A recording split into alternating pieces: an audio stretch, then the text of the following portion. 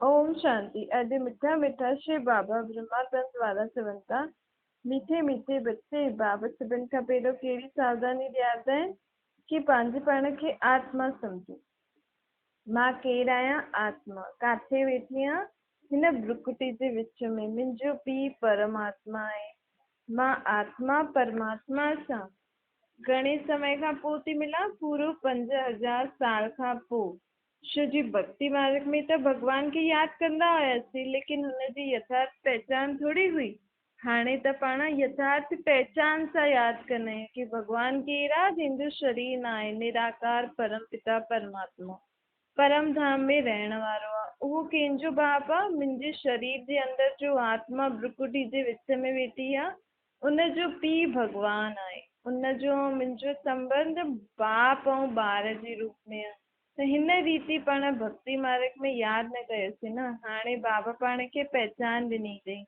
त हिन रीति यादि करण सां छा थी वेंदो? पाण आत्माउनि जो बेड़ो पार थी वेंदो। असांखे हाणे ब्रह्मा जे मुख सां बाबा ज्ञान ॾिनो अथई त पाण हाणे आहियूं ब्रह्मण। ब्रह्मण ई वञी करे पहिरियों फ़रिश्ता ठहींदा, पोइ उहो ई फ़रिश्ता परम धाम में वञी करे निराकारी रूप में पोइ पंहिंजे पंहिंजे समय ते सत्युगी दुनिया में दैवी शरीर में ईंदा, दैवी परिवार में ईंदा न। हाणे पाण कहिड़े परिवारनि में आहियूं? आसुरी परिवार।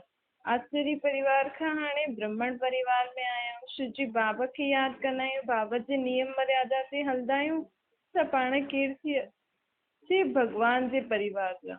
हिन खां पोइ पाण देवी देवताउनि जे परिवार में वेंदासीं। केॾो ऊंचो परिवार आहे न।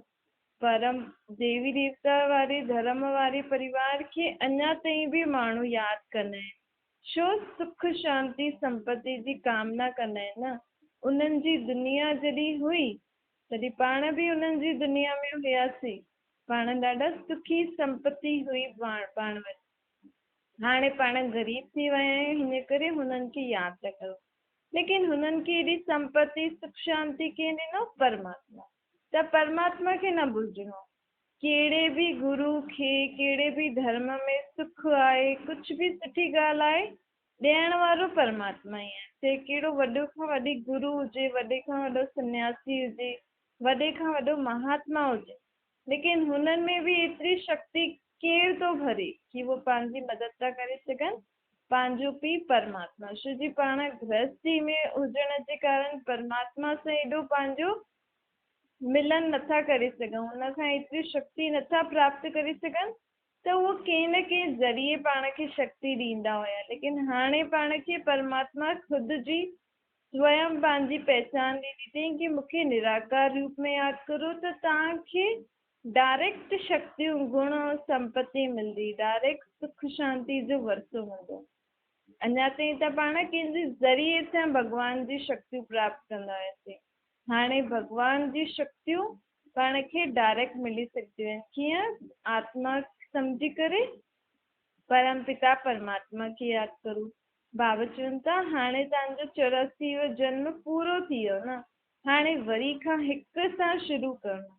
जॾहिं पाण मथे हली हलंदासीं न, पोइ जॾहिं हेठि ईंदासीं तॾहिं खां नयो चक्कर शुरू थींदो। हिन चक्कर जे अंत में सभई मथे हली वेंदियूं। पोइ जॾहिं वापसि ईंदियूं हिकु हिकु करे, पोइ तॾहिं खां नयो चक्कर शुरू थींदो। हिकु हिकु हिकु तारीख़ तॾहिं खां शुरू थींदी। ॾिसो केॾो वंडरफुल ड्रामो ठहियल आहे न। हिन ड्रामे खे सम्झण जे लाइ बि बुद्धि खे ॾाढो स्वच्छ शुद्ध हुजणो खपे, परमात्मा ते ॾाढो निश्चय हुजणो खपे, तॾहिं ई भॻवान जी ॻाल्हियूं आत्मा सम्झी सघंदी आहे। छो जी जेसि ताईं भॻवान जी पहचान न आहे, भॻवान जे मथां निश्चय न आहे कि इहे सभु ॻाल्हियूं मुंहिंजो बाप ई थो ॿुधाए, तेसि ताईं पाण खे उन रीति उन जी ॻाल्हियूं बुद्धि में वेंदियूं न। बसि ईअं ई चईंदा रहंदासीं सभु जॻह इहे थी ॿुधाइनि, सभु जॻह ईअं ई था ॿुधाइनि। सभु जॻह भॻवान थोरी पियो ॿुधाए। सभु जॻह त तव्हांजा गुरू आदि संदली ते वेही करे, गद्दी ते वेही करे तव्हांखे ॿुधाईंदा हुया न। सत्संग में छा थींदो आहे? कोई मथे वेठो हूंदो आहे गद्दी ते, उहो तव्हांखे ॻाल्हियूं ॿुधाईंदो रहंदो आहे। तव्हांजो बुद्धि जो योग कंहिंसां जुड़ंदो हुयो? गुरूअनि सां ई जुड़ंदो हुयो न। सन्यासी संतनि सां ई जुड़ंदो हुयो। हुननि खे त तव्हां यादि कंदा हुयो। कि हिन संत हीअं चई, हिन गुरु हीअं चई, फलाणे हीअं चई। लेकिन हिते तो छा यादि करिणो आहे? आत्मा जो बि निराकार परमात्मा ईअं थो चए। त फ़र्क़ु थी वियो न, शरीरदारनि खे यादि करण सां ऐं हाणे निराकार खे यादि करण सां ज़मीन आसमान जो फ़र्क़ु आहे। छो जी निराकार पंहिंजी आत्माउनि में शक्तियूं भरंदो आहे, ऐं उहो देहधारी गुरु आदि त अॼु आहिनि कल्ह न आहिनि। पोइ हुन खां पोइ केरु शक्ति, केरु पाण खे राह ॾेखारींदो? ऐं उहो त ख़ुदि बि भॻवानु परमात्मा खे यादि करे पाण खे शक्ति था ॾियनि न। उन्हनि वटि बि एतिरी शक्ति थोरी आहे जेतिरी परमात्मा में आहे। त परमात्मा खे यादि करणु सुठो आहे कि हुन देहधारियुनि गुरुअनि खे। हा, अञा ताईं जेसि ताईं भॻवानु धरती ते न आयो हुयो तेसि ताईं हुननि बि दुनिया खे संभालियो हुयो, हुननि बि दुनिया जी मदद कई हुई सभिनि जी। लेकिन हाणे त उहो बि दुनिया खे संभाले नथा सघनि न। ऐं जॾहिं हाणे भॻवानु स्वयं हिन सृष्टि ते आयो आहे त हाणे असां छो हुननि जे अॻियां पंहिंजो सिर झुकायूं या हुननि जी ॻाल्हियुनि ते हलूं? परमात्मा पाण खे श्रीमत ॾे थो, पंहिंजो पीउ थो ॾे। उहो केरु थी विया? गुरु सन्यासी आदि संत आदि पंहिंजा वॾा भाउ थी विया। लेकिन हाणे पंहिंजो पीउ आयो आहे त ॿार पीउ जी ॻाल्हि ॿुधंदा या भाउ भेणनि जी ॻाल्हि ॿुधंदा? अञा ताईं सृष्टि ते पीउ न हुयो त पाण हुननि जी ॻाल्हि ॿुधंदा हुआसीं। लेकिन हाणे केरु आयो आहे सृष्टि ते? पीउ आयो आहे न। त पाण खे कंहिंजी ॻाल्हियूं ॿुधणियूं, सम्झणियूं, कंहिंखे यादि करिणो आहे? पंहिंजे पीउ परमात्मा खे यादि करिणो। विश्व जी सभिनि शरीरनि जे अंदरि आत्मायूं आहिनि। सभिनि आत्माउनि जो पीउ मां आहियां। सभिनि खे मत ॾियण वारो ई मां आहियां। ऐं मुंहिंजी मत गीता में ॻायल आहे। लेकिन गीता में बि सच एतिरो ई लिखियलु आहे जीअं अटे में लूणु विझो। छो जी सभिनि पंहिंजे पंहिंजे मत सां सम्झ अनुसार गीता लिखी अथनि। लेकिन जेको मां ज्ञान ॾेई वियो हुअमि न उहो ओड़ो न लिखियो अथनि, पंहिंजी सम्झ जे अनुसार लिखियो अथनि। हिन करे मां हाणे ख़ुदि ई हिन सृष्टि ते आयो आहियां ताकी सचो सचो गीता ज्ञान ब्रह्मा जे मुख सां ॿुधायां थो। जे गीता ज्ञान सां ये सृष्टि नर्क खां स्वर्ग थी वेंदी आहे। जे गीता ज्ञान सां नए धर्म, नए युग जी स्थापना थींदी आहे। जे गीता ज्ञान सां ई ये कलयुगी दुनिया ख़त्म थी करे हिन ई दुनिया ते स्वर्ग जी स्थापना थियणी। ॾिसो केॾो ऊचो ज्ञान पाण खे भॻवानु ॾे थो। ऐं गीता ज्ञान खे माण्हुनि पंहिंजी सम्झ जे अनुसार लिखी लिखी करे गीता खे ई खंडन करे छॾियो अथनि। ऐं हुन में कृष्ण जो नाम लिखी छॾियो अथनि। त कृष्ण जो नाम लिखण सां विश्व जी सर्व आत्माऊं थोरी गीता ज्ञान खे वञनि। कृष्ण थोरी सभिनि जो भॻवानु आहे। न ही सभु धर्म वारा कृष्ण खे भॻवानु मञदा। निराकार परमात्मा खे ज़रूरु मञदा। अगरि गीता में लिखियलु हुजे हा कि ये निराकार परमात्मा ॻाल्हियूं सभिनि आत्माउनि जे लाइ चई अथई। कृष्ण जे 84वें जन्म में अची करे हुनजी 60 वर्ष जी आयु खां पोइ अची करे त विश्व जी सर्व आत्माऊं हुननि खे ज़रूरु मञंदा। त बाबा चए थो कि ॾिसो अहिड़ो हाल जॾहिं दुनिया ते थींदो आहे तॾहिं मुंहिंजी चयल ॻाल्हियुनि खे ई माण्हू पंहिंजे अनुसार लिखी करे माण्हुनि खे ॿुधाइनि था, जंहिंसां ॿियो ई माण्हुनि खे दुख थो थिए। मां गीता ज्ञान ॾिनो त नर्क खां स्वर्ग थी वियो ऐं माण्हू हाणे पंहिंजे पंहिंजे सम्झ अनुसार अलाए कहिड़ा कहिड़ा शास्त्र ॻाल्हियूं था ॿुधाइनि, जंहिंसां छा थो थिए? दुनिया ॿियो ई नर्क थी थींदी वञे, दुख में ई थींदी थी वञे। न त एॾा माण्हू ज्ञान था ॿुधाइनि, सम्झ था ॾियनि, त दुनिया छो नथी बदिलजी थिए? छो दुख बाए दुख बढ़जंदो थो वञे, वधंदो थो ई वञे? छो जी उहो जेका ॿुधाइनि था हुननि में सच एतिरो ई आहे जीअं अटे में नमक आहे। ऐं उहो कोई आत्माउनि खे शक्ति थोरी ॾेई सघंदा आहिनि। हिते त परमात्मा आत्माउनि खे शक्ति थो ॾे। सच पंहिंजे जीवन में सची तरीक़े सां कीअं हलूं, सच धारण करे सच जी राह ते हलण लाइ आत्मा खे शक्ति खपे। उहो शक्ति सच सच परम पिता परमात्मा ई पाण खे ॾेई सघंदो आहे। त हाणे परमात्मा सिर्फ़ु ज्ञान नथो ॿुधाए, लेकिन छा थो ॾे? आत्माउनि खे शक्ति थो ॾे। सच ते हलण जी शक्ति आत्माउनि खे परम पिता परमात्मा थो ॾे, जंहिंखे ई पाण सहज राजयोग चईंदा आहियूं। योग अर्थात शरीर खे तंदुरुस्त करण वारो योग न आहे इहो। आत्मा में शक्ति भरण वारो योग आहे। हिन योग अभ्यास जे लाइ कोई ज्यादा ईअं कोई हठी योग तरीक़े सां वेहण जो न आहे।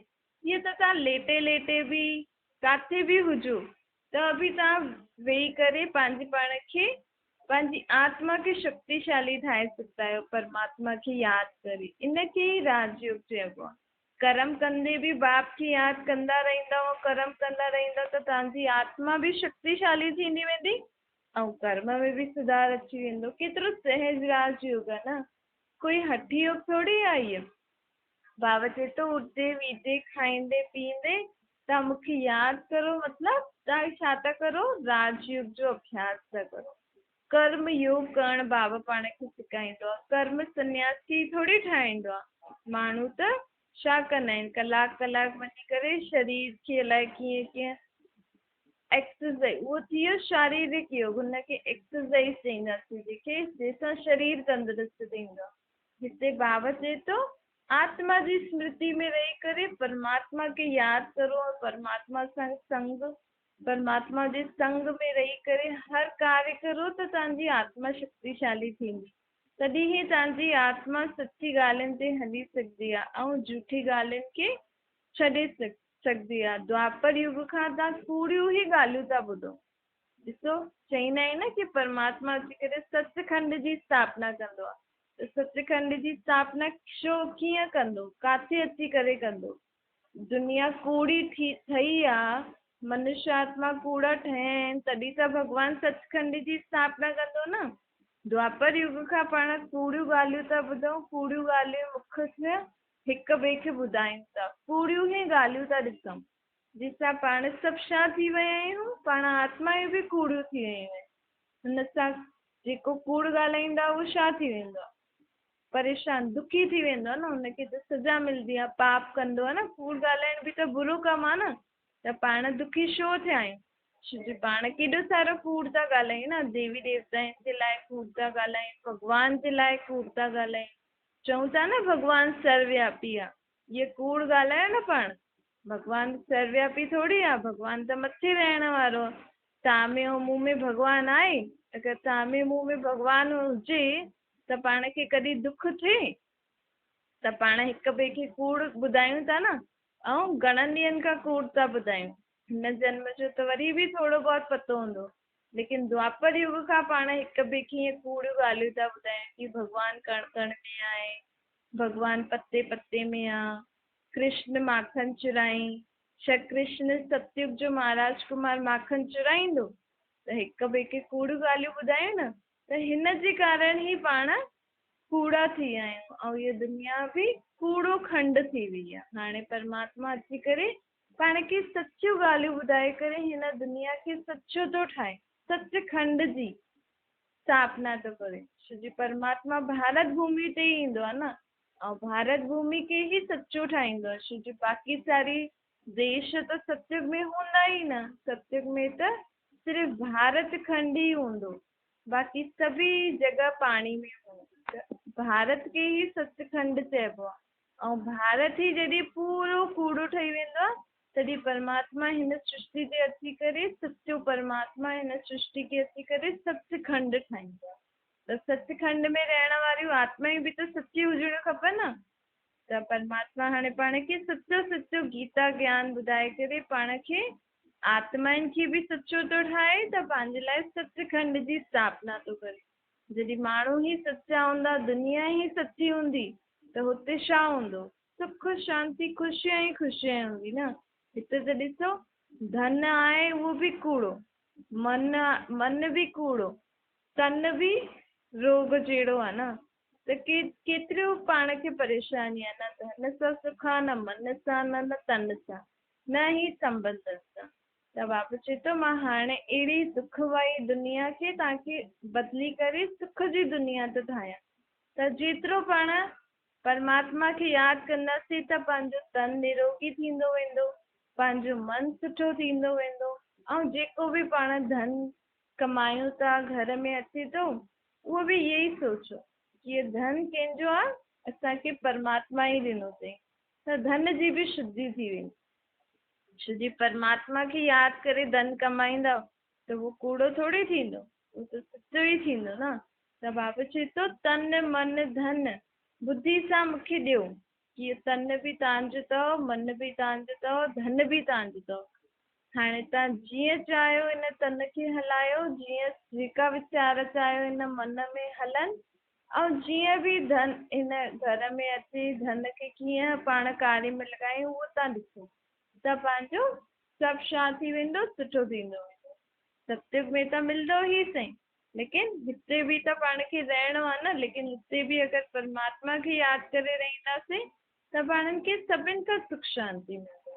माण्हू त चवंदा आहिनि कि परमात्मा अखंड तेजोमय आहे, एॾो तेज अथसि हिन में, सूर्य मिसल तेज अथसि। भॻवानु सूर्य मिसल तेज हूंदो त भॻवान जा ॿार बि त अहिड़ा थींदा।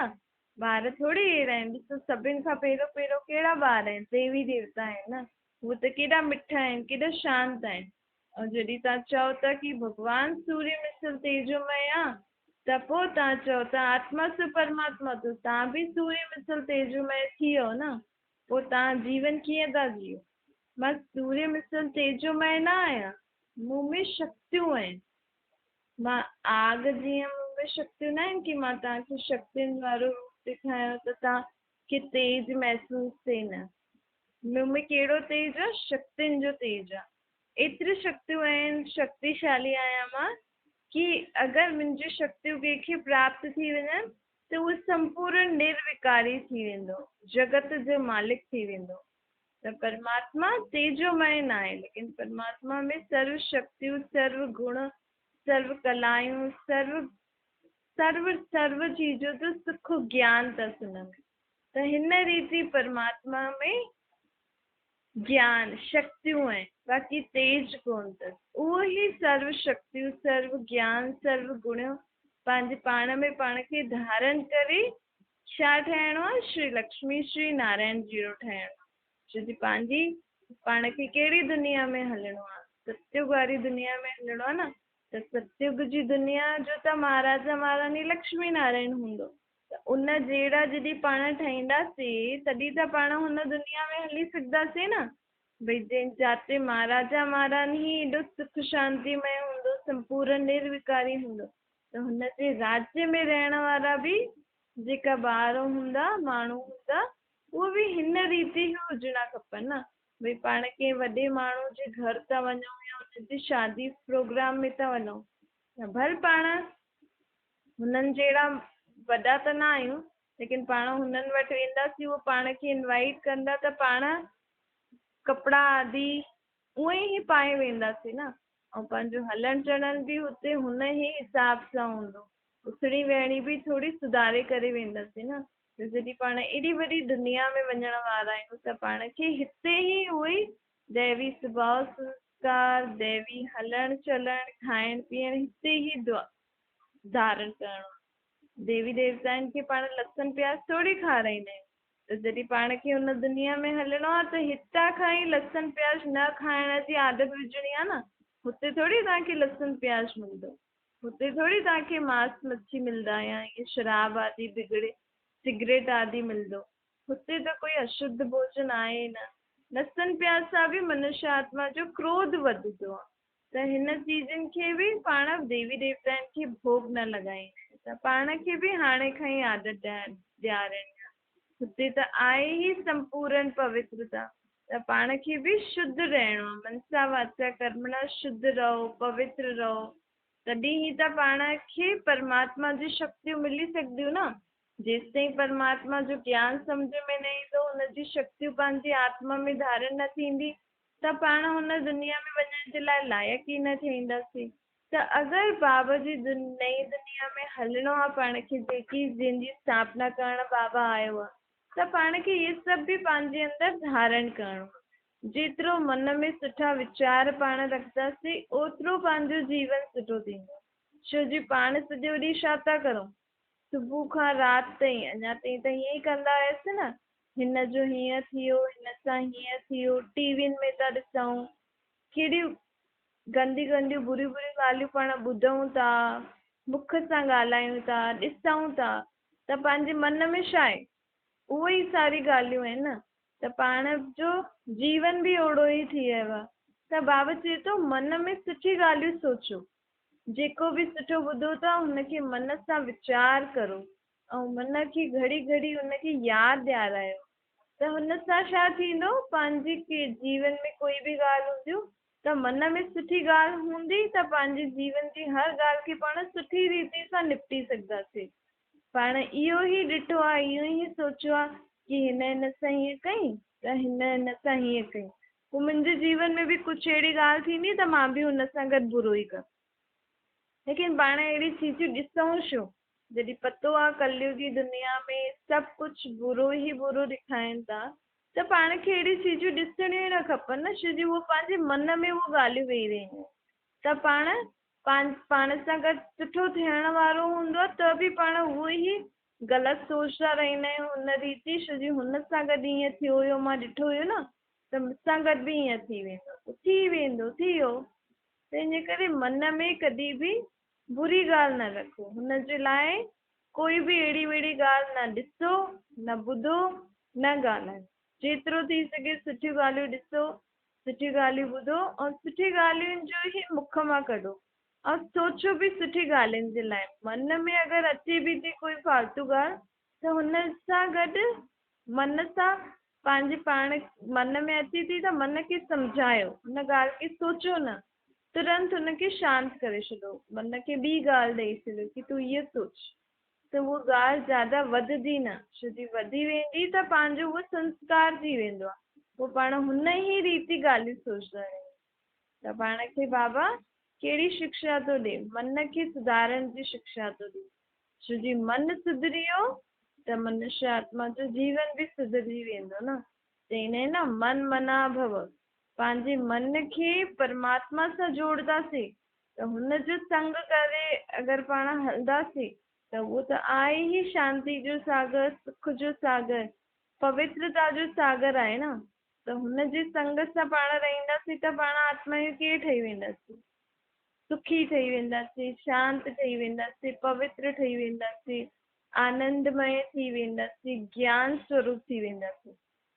परमात्मा में केॾो ज्ञान अथसि, पूरी सृष्टि जो आदि मध्य अंत जो ज्ञान अथसि, हर कर्मनि जी गुह्य गति जो हुनखे ज्ञान अथसि कि मनुष्य आत्मा छो एतिरी दुखी थी आहे, पंहिंजी सोच सां, पंहिंजे कर्मनि सां, पंहिंजे बोल सां, जेको बि हुन विकारनि जे वश थी करे सोचियो अथई, ॻाल्हायो अथई, कर्म कयो अथई, हिन जे कारण ई मनुष्य आत्मा दुखी थी आहे। ऐं हुनजे पिछले जन्मनि जा बि ॾाढो हिसाब किताब अथसि। त इहे कर्मनि जी गुह्य गति परमात्मा वटि अथसि। जॾहिं पाण परमात्मा सां संग में रहंदासीं ऐं परमात्मा खे हर ॻाल्हि ॿुधाईंदा रहंदासीं त पंहिंजो जीवन बि छा थी वेंदो, सुख शांतिमय थी वेंदो न, विकारनि सां पाण मुक्त थी वेंदासीं, जन्म जन्मांतर जे पापनि जे बोझनि सां पाण मुक्त थी वेंदासीं। केतिरो सहज उपाय आहे न, कोई बि ख़र्चो आदि न आहे, काथे वञण करे धक्का आदि बि खाइण जी ज़रूरत न आहे, सिर्फ़ु वेठे वेठे पंहिंजे बाप खे यादि करिणो आहे, आत्मा समझ के परमात्मा खे यादि करण सां ई पाण आत्माउनि खे केतिरो फ़ाइदो आहे, केतिरो पंहिंजी आत्माउनि में शक्ति गुण कलायूं भरिजी वेंदा आहिनि। त एतिरो सहज उपाय बि मनुष्य आत्मा छो थी करे, करिणो खपे न। त हिन करे बाबा चए थो जेतिरो थी सघे, जेतिरो समय था कढो, ॾींहं जो नथो मिलियो त राति जो सुम्हण खां पहिरियों, राति जो त सभु सुम्ही पईंदा आहिनि, शांती थी वेंदी आहे न, लेटे लेटे बि निंड नथी अचेव त बाबा सां ॻाल्हायो, बाबा सां पंहिंजे मन जी ॻाल्हि चयो, पंहिंजे अंदरि जो बि कमियूं अथव उहो बाबा खे ॿुधायो। सुबुह जो बि उथी सघंदा आहियो त सुबुह जो उथी करे बाबा खे यादि करे बाबा खे पंहिंजे मन जी ॻाल्हियूं ॿुधायो, बाबा खां सर्व गुण, सर्व शक्तियूं, सर्व कलायूं, मर्यादायूं, इहे बाबा खे यादि करे पंहिंजी आत्मा में भरदा रहो। छा मीठी मीठी सिकी लेदे ॿारनि सती माता पिता बाप दादा जो यादि प्यार ऐं गुड मॉर्निंग। रूहानी बाप जी पण सभिनि रूहानी ॿारनि खे नमस्ते। पंहिंजी बि रूहानी माता पिता बाप दादा खे यादि प्यार, गुड मॉर्निंग और नमस्ते। वरदान आहे बाप द्वारा प्राप्त हुयल सर्व खजाननि खे कार्य में लॻाए करे वधाइण वारा ज्ञानी तू आत्मा ठहो। बाबा वटि कहिड़ा खज़ाना आहिनि? ज्ञान जो खज़ानो, गुणनि जो खज़ानो, शक्तियुनि जो खज़ानो अथसि। त हिन ई ज्ञान गुण शक्तियुनि खे पाण धारण कंदासीं जेतिरो बि, ओतिरो पाण खे सतयुग में धन संपत्ति मिलंदी। सतयुग त्रेता, त सतयुग त्रेता जी कमाई कीअं कंदा आहियूं पाण? हाणे भॻवानु जेको ज्ञान ॿुधाए थो, भॻवानु जेकी शक्तियूं ॾिए थो, भॻवानु जेका गुण ॾिए थो आत्माउनि खे, उहा आत्मा पंहिंजे अंदरि धारण थी करे, पाण खे ओहिड़ो ठाहे थी। त जेतिरो जेतिरो ठाहींदी ओतिरो हुनखे उते छा वञी करे मिलंदो? संपत्ति। त बाबा चवनि था कि मां त सर्व ॿारनि खे सर्व खज़ानो ॾिनो आहे न। हाणे हुन खज़ाने खे वधाइण जो तरीक़ो छा आहे? जेको बि बाबा ॻाल्हियूं ॿुधे थो ॿुधो, हुनखे सम्झो, जीवन में धारण करो ऐं ॿियनि खे ॿुधायो। त हिन टिनी ॻाल्हियुनि सां छा थी वेंदो? पंहिंजो जेको भॻवानु पाण खे एॾो सारी ॻाल्हियूं ॿुधाए थो, शक्तियूं गुण भरे थो, उहो वधंदो वेंदो।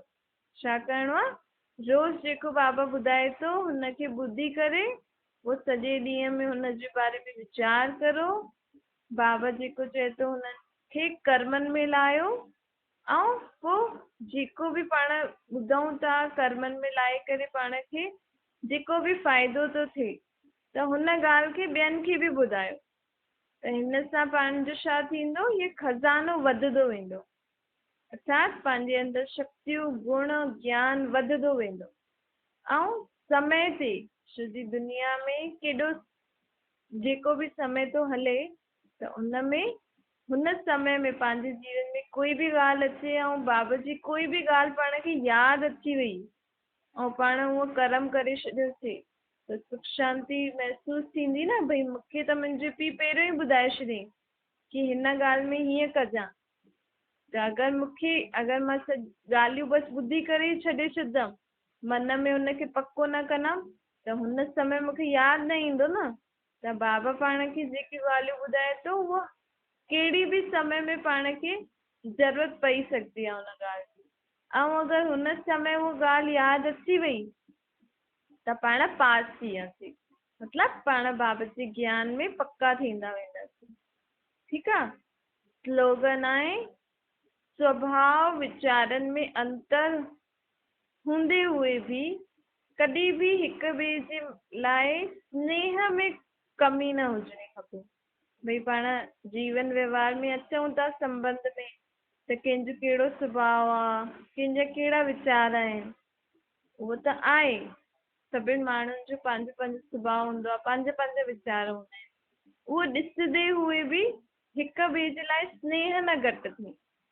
भई हिन में हुन आत्मा जी बि कोई कसूर न आहे, छो जो सभी आत्मायूं हाणे कंहिंमें कोई बि गुण न आहे, कंहिंमें कोई बि कला न आहे, कहिड़ी बि शक्ति न आहे। छो जो जनम मरण में ईंदे ईंदे सभी आत्मायूं शक्तिहीन कलाहीन सभिनि जा वीचार ईअं थी विया आहिनि।